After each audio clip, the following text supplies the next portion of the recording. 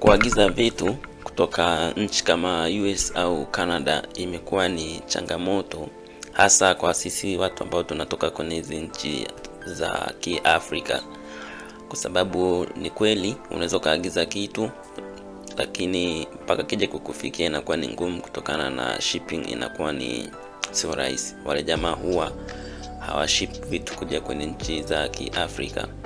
Sasa kuna hii website hapa nataka nikuoneshe. Ukiachana na eBay, hii website ni inauza bidhaa ambazo ni refurbished, kama simu, kuna laptop, kuna iPad, pia kuna tablet na vitu vingine vingi. Inaitwa Lebelo. Kwenye hii website unaweza kukuta bidhaa nyingi tofauti, lakini zinakuwa ziko kwenye nchi zile za Amerika ya Kaskazini, sana sana naongelea Marekani na Canada.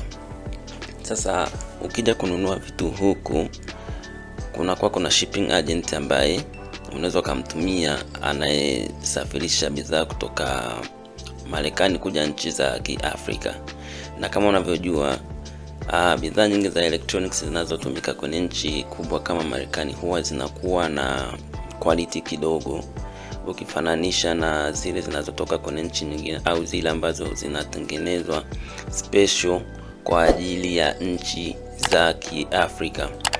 Kwa hiyo ukija huku kwenye hii site ya Lebelo, una search tu bidhaa ambayo unahitaji. Kwa hiyo hapo unaweza kaja ukasearch Samsung phones, ikafunguka hapo, then ukaona ni bei gani ambazo wanauza, then kisha nunua.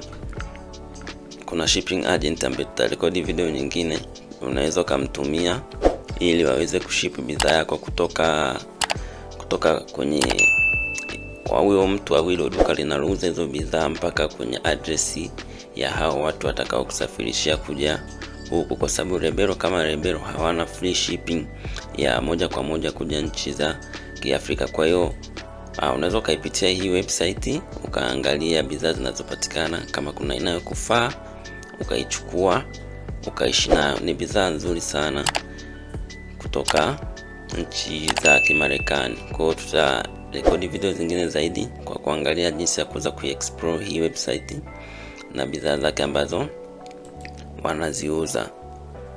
Endelea kustay na mimi kwenye tip kama hizi hapa, tuweze kujifunza kwa pamoja.